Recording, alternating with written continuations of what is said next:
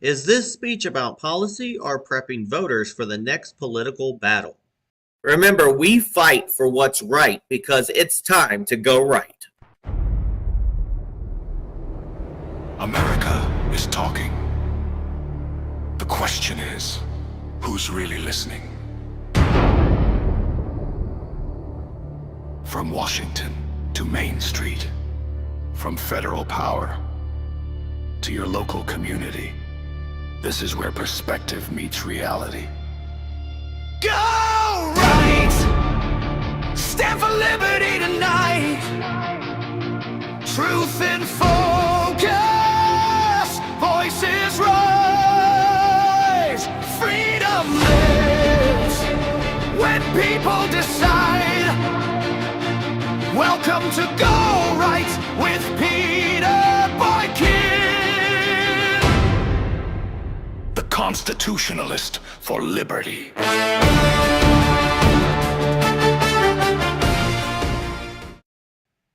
Is this speech about policy or prepping voters for the next political battle? Welcome back to Go Right with Peter Boykin, the Constitutionalist for liberty. When we talk about the State of the Union, most people think about applause lines, partisan reactions, and the immediate media spin that follows. But if you step back and look through the lens of a constitutional republic, something deeper is happening. The speech is not about a report card on where America stands. It is an attempt to define where America believes it is going, and more importantly, who gets to decide that direction. This recent State of the Union felt less like a traditional policy briefing and more like a strategic map laid out for a political battlefield that stretches from Washington, D.C. all the way down to local school boards, county commissions, and state legislatures. Every major theme, whether economic nationalism, border security, energy independence, or global strength, was framed not only as a governing agenda, but as a call to voters ahead of ongoing elections. That matters because in our system, speeches do not change the country. Elections do. A president can propose vision, but Congress writes laws. States interpret those laws. Local governments apply them in ways that directly shape everyday life. So when you hear promises about tariffs or domestic manufacturing, that conversation eventually reaches local workers deciding whether factories reopen, small business owners facing supply chain costs, and city councils debating zoning or infrastructure expansion. This is where the gap between national messaging and daily reality becomes visible. Politicians in Washington talk about microeconomic success. Meanwhile, Americans talk about grocery bills, rent payments, insurance costs, and whether their paycheck stretches far enough to cover the month. The speech leaned heavily into a narrative of national strength and recovery, but voters are not just evaluating economic charts, they are measuring their own lived experience. And here's the paradox of modern politics. Both sides claim to speak for ordinary Americans, yet many citizens feel disconnected from both parties.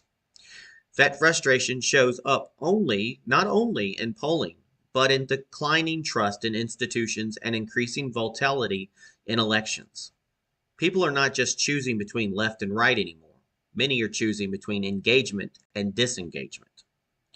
The State of the Union attempted to reframe that relationship by presenting a strong executive vision, but the real question is whether voters believe that vision translates into meaningful change at the local level. Because ultimately, federal speeches are symbolic. Local consequences are tangible. When immigration is discussed at the federal level, sheriffs and mayors deal with enforcement realities. When energy policy is debated nationally, local utility rates and infrastructure decisions determine whether families can afford heating and electricity. When economic policies promise growth, state legislators decide tax structures and regulatory fireworks that either encourage or limit that growth. The speech also reflected the increasing shift towards narrative politics, where storytelling becomes as important as policy detail. Emotional framing, patriotic imagery, and strong not just to inform but to mobilize. Supporters hear affirmation of their values. Critics hear confirmation of their fears. And somewhere in the middle sits the independent voter trying to separate rhetoric from reality. That independent voter may be the most important audience right now, because elections are no longer decided purely by party loyalty.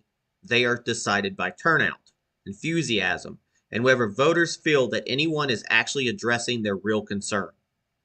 Rising costs, public safety, education quality, local economic opportunity, and government accountability are issues that cross ideological lines. This is why the State of the Union cannot be viewed in isolation.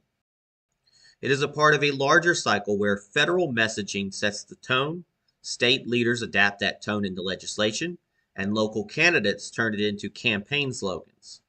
The speech becomes a blueprint that echoes through campaign ads, town halls, and community debates. And here's something worth thinking about. Every time Americans focus only on presidential politics, they risk overlooking the levels of government that affect them most directly. School boards determine curriculum and policy for children. County commissioners, county officials, city officials manage budgets that impact roads, emergency services, and local taxes.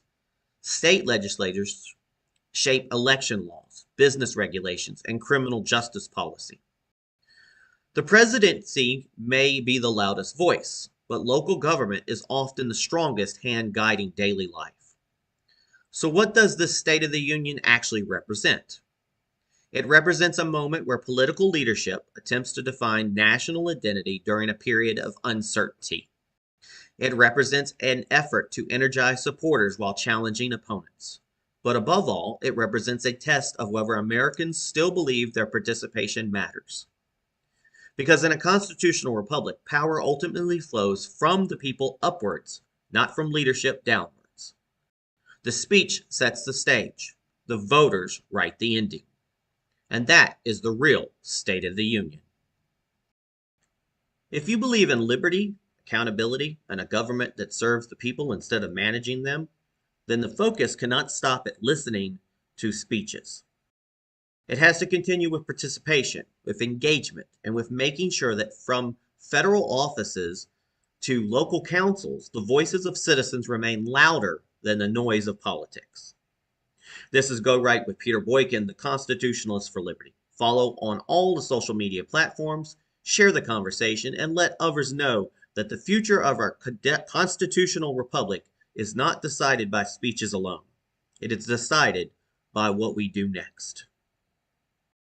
Folks, you can join us on GoRightNews.com, GoRightNC.com, PeterBoykin.com. We have this podcast on Rumble at Go Right News. We have YouTube at Go Right News as well, Go Right for Peter Boykin. On other platforms, I just rediscovered BitChute, so I'll be posting there as well. It's on X, it's on X Twitter,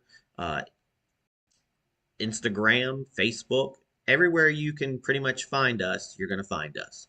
Please share, like, and you can also donate at Cash App on the $ GoRightNews.com to help our website continue to grow.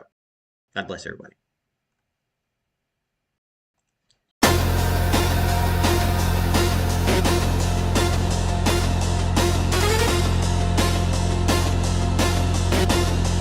Rising for future, go right!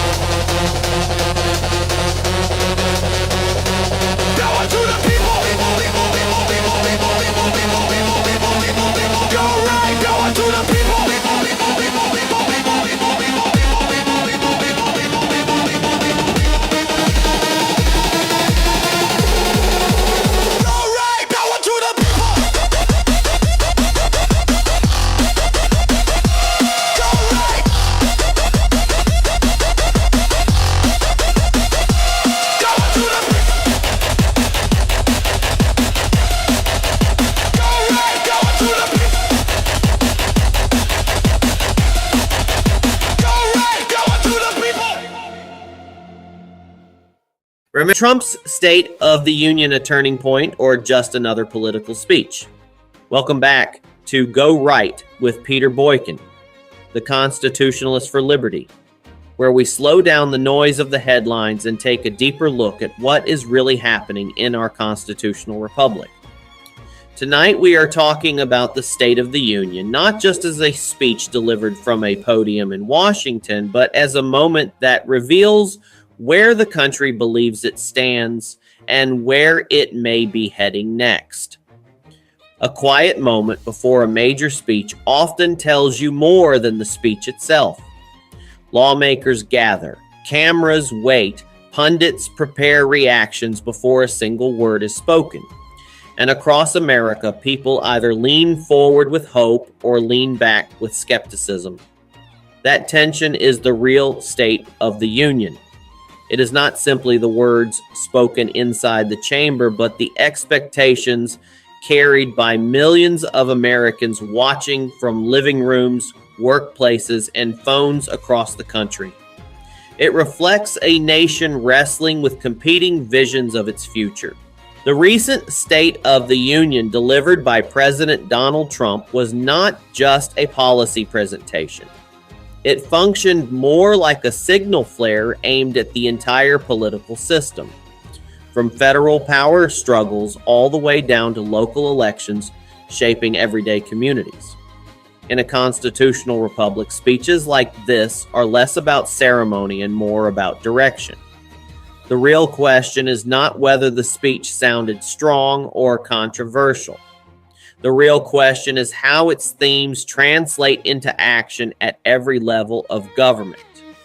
The address framed America as entering what was described as a renewed era of prosperity, a kind of economic reset built around tariffs, tax policy, and domestic production. The message projected confidence, emphasizing national strength and a return to American manufacturing power. Supporters heard affirmation of a populist economic approach centered on American workers and economic independence.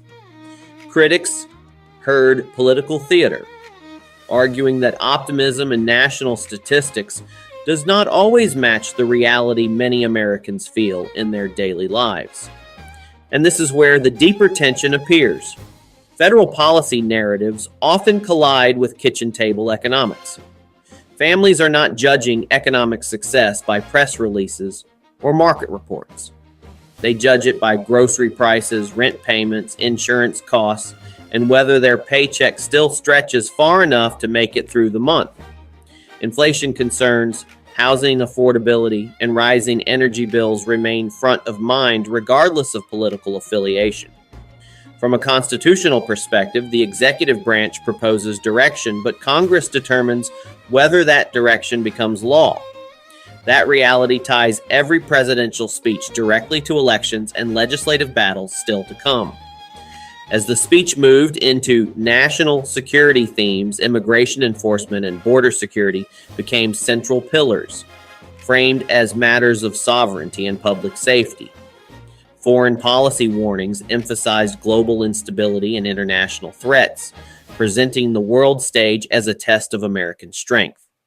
These issues do more than dominate cable news debates. They activate different voter priorities and ripple into state and local decision-making. Sheriffs, mayors, and community leaders ultimately deal with the real-world outcomes of national policy. Local candidates frequently mirror federal talking points, translating global concerns into neighborhood campaign language that voters encounter closest to home. Shifting from security to economics again, the speech highlighted policy proposals designed to reach beyond Washington. One initiative focused on expanding retirement savings access for Americans without employer plans, a proposal that, if enacted, would ripple through state economies, financial institutions, and workforce planning.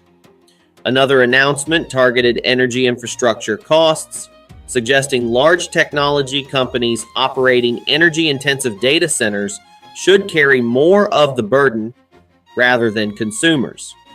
Even if the practical effects take years to materialize, the messaging speaks directly to voters frustrated by high utility bills and rising living costs. Federal proposals often sound abstract, but they eventually shape municipal budgets, local services, and long-term economic stability within communities. This leads directly into the gap that defines modern politics. National speeches emphasize broad economic indicators, while Americans evaluate reality through personal experience. Rising costs, healthcare expenses, housing pressures, and local taxes define how voters interpret political promises. Elections are often decided in the space between national messaging and lived reality. Federal leaders speak in macroeconomic language, but local voters make decisions based on whether their communities feel safer, more affordable, and more stable. And hovering behind every word of a State of the Union address is the shadow of elections. These speeches are never just summaries of policy. They are campaign roadmaps. The themes emphasized signal priorities to congressional candidates, state legislators, and local officials preparing for upcoming races. Midterm elections determine legislative control, shape taxation and education policies at the state level, and influence local boards responsible for zoning, policing, and public services. A president may set the narrative, but local races ultimately determine whether that narrative becomes reality. What often goes unnoticed is how deeply federal rhetoric influences local governance. National messaging shapes state budget priorities through funding signals. It drives school board debates through cultural narratives. It affects law enforcement priorities and infrastructure planning decisions that directly impact communities. In a constitutional republic, power does not move in only one direction. Federal leadership provides themes, but state and local leaders decide implementation, and citizens ultimately judge the results. Perhaps the most revealing element of this moment is what the speech signals about the future beyond immediate policy debates. Political observers are already looking ahead, evaluating how these themes may shape the next presidential cycle. On the Republican side, future candidates may attempt to carry forward a Trump-style populist message focused on sovereignty and economic nationalism. On the Democratic side, emerging figures may emphasize institutional stability, social policy priorities, or alternative economic frameworks. American elections increasingly revolve around competing narratives about identity and direction, rather than purely technical policy debates. The speech becomes more than a reflection of current leadership. It becomes a preview of ideological battles that could define the 2028 political landscape. All of this raises a fundamental question. Was this State of the Union primarily a governing tool or a campaign stage? The honest answer is that it was both. Presidential messaging must govern, persuade, and mobilize simultaneously. It must reassure supporters, challenge opponents, and test ideas that may define future elections. And that brings us back to the real meaning of the State of the Union. It is not found in applause lines or partisan reactions. It is found in what happens afterward. In a constitutional republic, speeches start conversations, but voters decide outcomes. The presidency sets tone, but local elections set reality. School boards shape education. County officials manage budgets. State legislators write laws that affect daily life far more directly than any single national address. The real question is not whether this speech was historic or political. The real question is whether Americans remain engaged enough to shape what comes next. Because the future of the country is never decided by one speech, one headline, or one election cycle. It is decided by citizens who choose participation over apathy and action over frustration. This is Go Right with Peter Boykin, the Constitutionalist for Liberty. Stay informed, stay engaged, and remember that the true State of the Union is written not in Washington speeches, but in the choices made by the American people every single day.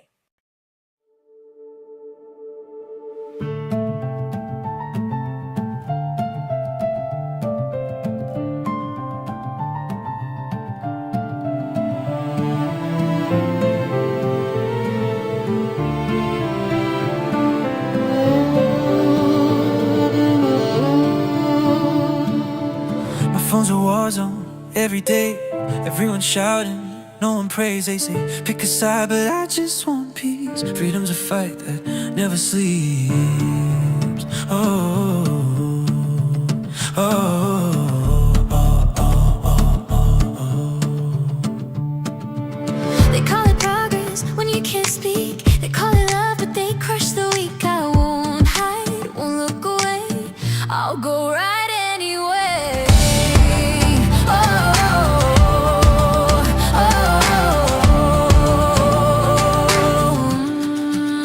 I've got go right running through my veins, fighting fear while they play their games. This world's on fire, but I'll stay free. Can't cancel truth or liberty. Yeah.